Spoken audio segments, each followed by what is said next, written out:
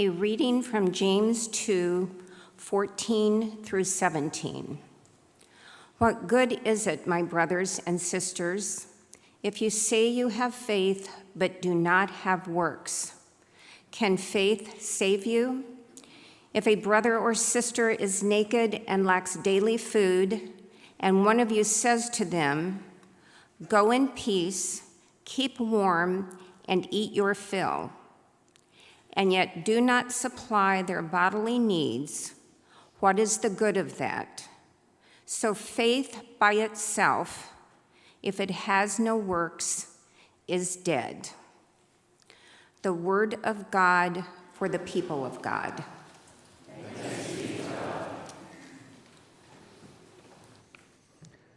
Good morning, church.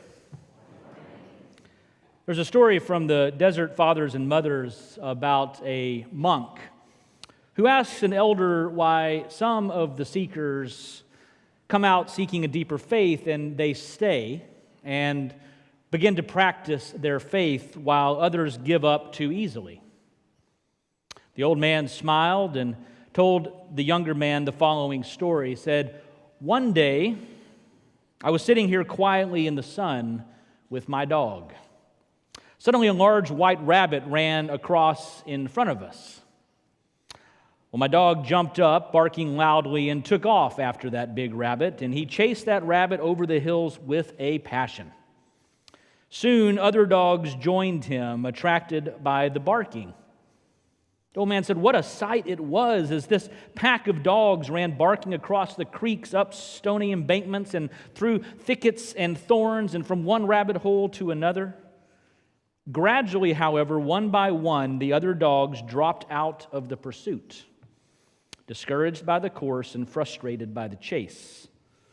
Only my dog continued to hotly pursue the white rabbit, and in that story, young man, lies the answer to your question." The young man sat in confused silence for quite some time and finally said, "Abba, I don't understand. What is the connection between the rabbit chase and my question?" The elder answered, "You fail to understand because you failed to ask the obvious question, why didn't the other dogs continue on the chase? And the answer is, only my dog had seen the rabbit." The book of James almost wasn't included in the canon of the Bible because it was argued by many that it contradicted Paul's words, that faith alone is enough for salvation. It was called a paper epistle at one point. But I would argue that James actually complements Paul, not contradicts. Most scholars agree that James was the brother of Jesus and was in charge of a large community of followers in Jerusalem, numbering somewhere between 20 and 30,000. And much like the letters that Paul wrote, James was writing a letter to this church to encourage them, because as a new church and a community of faith, they were struggling. They were being persecuted for their faith. And so he writes this letter to lift them up and to encourage them to keep the chase going. Earlier in the passage, he tells a parable of two guests entering into a meeting, a big party, if you will, and he challenges the readers to answer the question because one of these guests is very well dressed with the finest of clothes and jewels, and the other guest, not so much. Very poorly dressed, maybe some rips and tears, a little dirty. He asked the question, where would you seat each one? Would you automatically seat the one with jewels at your right hand and the other on the floor or in the back? Would you do so based on appearance alone? He was pointing out the hypocrisy of the followers of Jesus, both then and now. Asking, are we guilty of making the same hasty judgments about those in our own lives who live on the margins of society?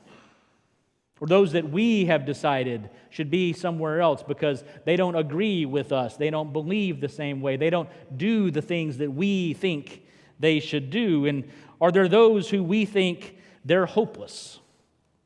What's the point? They're never going to change. And with the way that we're currently being driven apart in society, that group of others, it tends to grow each day, and it sometimes seems hopeless. But James reminds us that Jesus did not see things that way.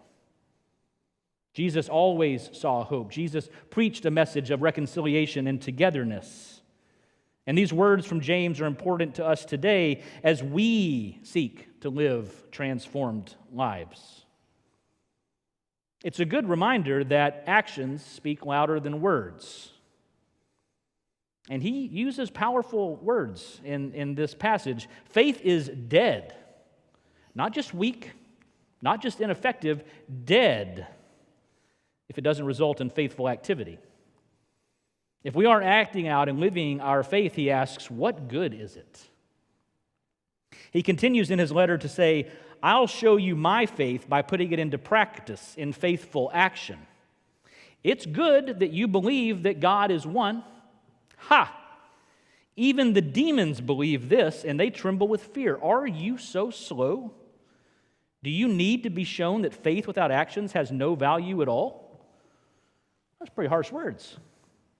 I mean, he literally writes ha in the letter, laughs at them, asks them if they are slow. He reminds us that our faith needs to be full. We can't just talk about it. These are things that we need to have that connect us with God, but also with each other. Also with those out there in the world. The author of James knew about all the most common issues that believers then and honestly believers today encounter. And he addressed them in a very concise and practical letter. Questions like, why are we here? What are we supposed to do? Why are we supposed to do these things? And we can say some of the obvious answers about, being in a faith community, being in church, is to read and study the Bible, to pray, to come to worship, to give. But James challenges us to consider what the difference is between hearing the word and doing the word. He challenges us to consider the difference of a faith that is all up here with a faith that is down here, and with our hands and with our feet. For example, let's say a little girl is asked to go clean her room. Parent says, go clean your room. And after an hour or two, she comes out of her room and the parent says, well, did you clean your room? And the little girl says, I did exactly what you wanted me to do. I took your command, go clean your room. I now have that memorized. I got on the internet and I looked up the original Greek of go clean your room. And I've invited my friends over tonight, and we're going to discuss what it means to go clean your room. Not exactly what the parent was asking for, right? But the same can be true sometimes for church. James also uses the example of a mirror and says, those that hear but don't do the word are like those who look at their faces in a mirror. They look at themselves, walk away, and then immediately forget what they were like. It's probably a safe bet that most of you looked at a mirror before you left your house this morning. Maybe even checked it again in the parking lot before you came in here. Maybe you're one of those people that don't care. Haven't looked at a mirror in days, and I admire you for that. But most of us are kind of ingrained into checking to see, is our hair okay? Did I miss a spot shaving? If you wear lipstick, is it on right? Is everything in order? What do others see? What are they going to see when they see me? It's a natural human way of being. But how often do we hold that same mirror up to our spiritual lives? Do our actions reflect our faith? Do the words that come out of our mouth and the knowledge in our heads translate into what we do well beyond this place on a Sunday morning? I had a friend say recently to me, if you have to say that you're a Christian, then you're probably doing it wrong. Actions speak louder than words. I have very close friends in my life that have been deeply hurt by the church, the larger church, by faith. I've walked alongside a lot of people who were hurt by the actions of those who with their mouths professed to be followers of Christ, but through their actions told a completely different story, a hurtful story.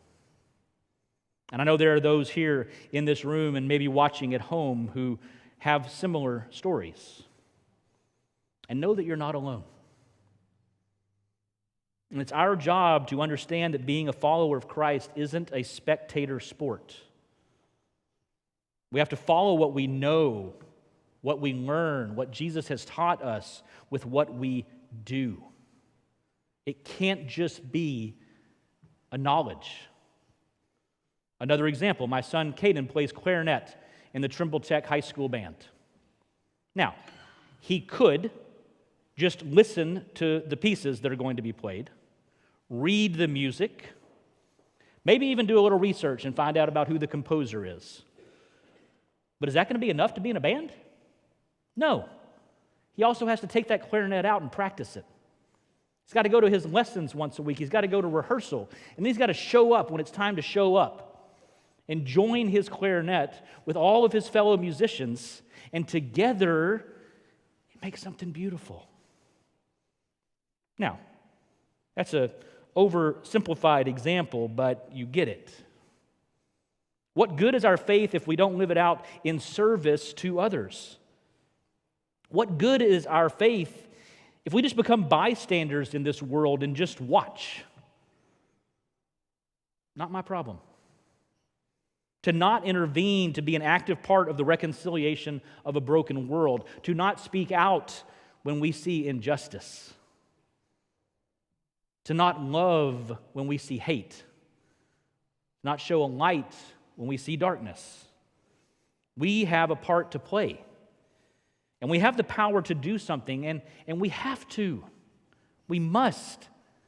Because it's what our faith means. And sometimes that means doing things differently, stepping outside of what we consider our comfort zone and trying something new.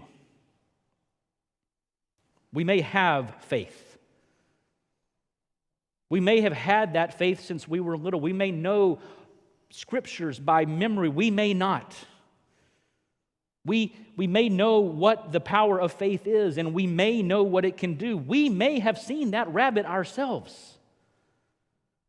But have we? Do we? What does that look like? There's a story of a high wire artist, Pierre Petit, who was speaking to a large crowd at the first half of the 20th century. And they're very excited because he's famous, and they can't wait to see these feats of amazement that he does on this tightrope. And he shouts to the crowd, "Who believes I can cross on a tightrope between the two towers of the largest skyscrapers downtown?" And the crowd goes wild, knowing that he can, applauding and screaming. He says, "Now, who believes I can push a man in a wheelbarrow across that same tightrope?" And they go even crazier. And so he points to a man in the front row who was one of the most excited and said, "You, sir, hop in the wheelbarrow, let's go."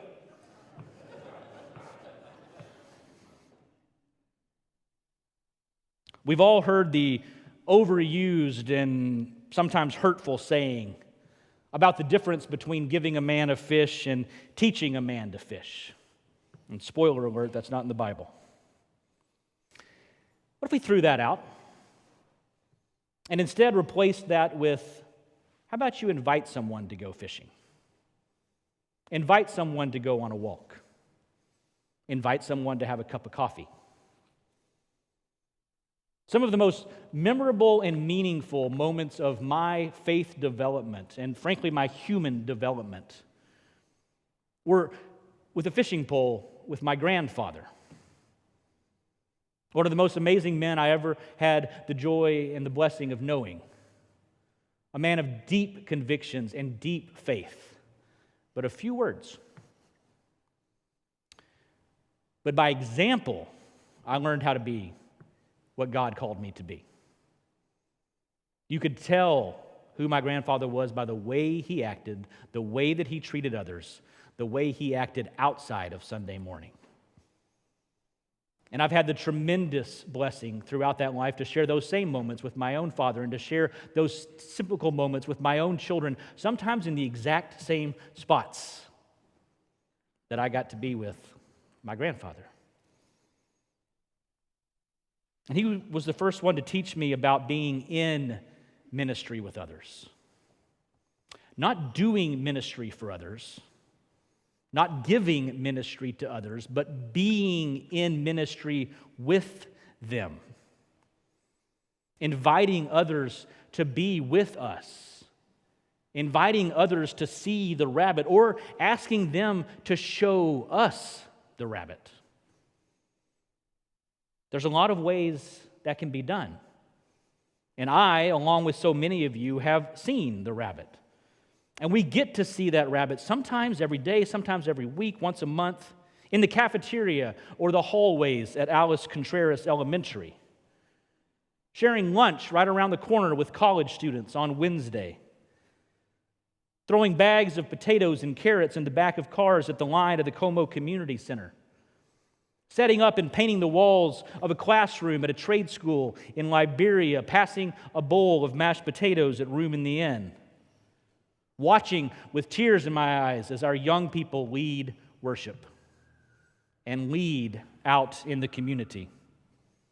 Maybe helping a young woman choose the perfect dress for the prom, or knowing that one little boy has a more confident step in his walk because he's got a brand new school uniform that is just his.